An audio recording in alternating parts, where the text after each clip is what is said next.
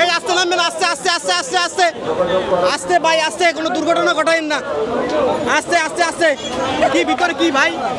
ভিতরে মধু মধু। হ্যাঁ ভিতরে কি? মধু, রসমালাই রসমালাই রসমালাই। এই যে হ্যাঁ দর্শক, আইন শৃঙ্খলা বাহিনীর লোক চলে আসছে অলরেডি। দেখা যাক এখন তারা বিরত থাকে কি না রমনা পার্কে ঢোকা। আপনারা জানেন যে বিকাল 5টার সময় আসলে রমনা পার্কের গেটগুলো বন্ধ হয়ে যায়, যার পরিপ্রেক্ষিতে বাইরে কিন্তু অনেক অনেক লোকজন কিন্তু অপেক্ষা করছে, হাজার হাজার লোক অপেক্ষা করছে। তারা কিন্তু এক প্রকার দেয়াল টপকে তারপরে কিন্তু বের হওয়ার চেষ্টা করতেছে। কেন আসলেন বলেন তো? আমরা টপকে তো আসি না, বিদ্যুৎ আসছি ভাই। আচ্ছা, এই যে লোকগুলো যে বের হচ্ছে সরকারি নির্দেশনা অমান্য করে, কি বলতে চান? ওনারা তো আসলে আইনের বাইরে কাজ করতেছে, হ্যাঁ ওদেরকে আইনগত ব্যবস্থা নেওয়া দরকার ভাইয়া। এইভাবে ভিতরে মধু আছে ভাই, মধু দেখতে আসতেছে সবাই ভাই, মধু দেখতে আসতেছে ভাই, ভিতরে ভিতরে মধু। দর্শক, রমনা পার্কের দৃশ্য এটি।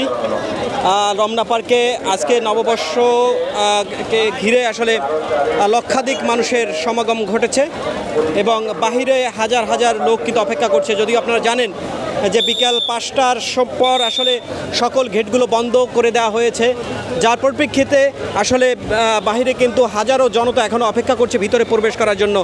যদিও সরকারি নির্দেশনা অনুযায়ী এখানকার আইনশৃঙ্খলা বাহিনী তারা কিন্তু গেটগুলো বন্ধ করে দিয়েছে, কিন্তু বাইরে কিন্তু উৎসুক জনতার মধ্যে কিন্তু এক প্রকার ক্ষোভ বিরাজ করছে এবং তারা কিন্তু জীবনের ঝুঁকি নিয়ে এই যে দেয়াল টপকে তারপরে বের হওয়ার চেষ্টা করছে। এবং এখানেও কিন্তু অলরেডি আইনশৃঙ্খলা বাহিনীর লোক চলে আসছে এবং তাদেরকে বিরত রাখার চেষ্টা করছেন।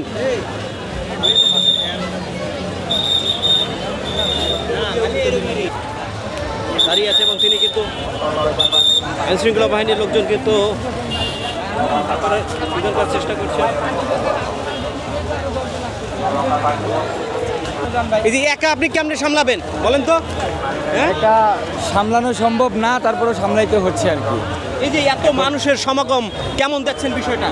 বিষয়টা তো আমাদের জন্য খুবই অসুবিধার হচ্ছে, বাট কিছু করার নেই, সরকারি কাজ আমাদের করতেই হবে। আমরা সরকারের কাজ করি, দেশের জন্য কাজ করি, দেশের মানুষের জন্য কাজ করি। চেষ্টা করতেছি যাতে মানুষ আহত না হয়, মানুষ ঝুঁকি নিয়ে যাতে এখানে প্রবেশ না করে। এই যে দেয়াল টপকে তারপরে যে মানুষগুলো ভিতরে প্রবেশ করছে, এতে তো অনেকটা ঝুঁকি থাকে, বড় ধরনের ঝুঁকি থাকে। হ্যাঁ, বড় ধরনের ঝুঁকি থাকে, যাতে কোনো বড় ধরনের অ্যাক্সিডেন্ট না হয় সেই জন্যই আমাকে এখানে নিয়ন্ত্রণ করার দায়িত্ব দেওয়া হয়েছে।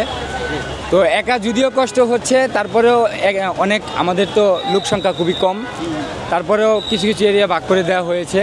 আমরা আমাদের মতো শতসাধ্য চেষ্টা করে যাচ্ছি। বাকিটা লোক সংখ্যা কম থাকার কারণ কি? আজকে তো আসলে এটা তো সবাই জানে যে আজকে রমনা পার্কে লাখো লোকের সমাগম হবে। অ্যাকচুয়ালি রমনার মতো তো ঢাকা শহরে আরও অনেকগুলাই সিচুয়েশন রয়েছে।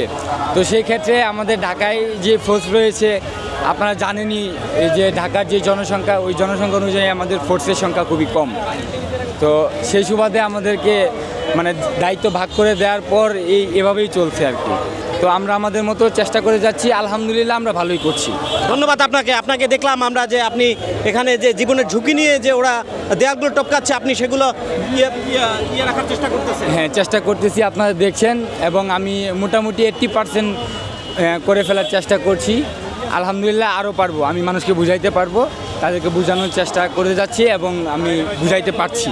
ধন্যবাদ আপনাকে, শুভ নববর্ষ। শুভ নববর্ষ, ধন্যবাদ।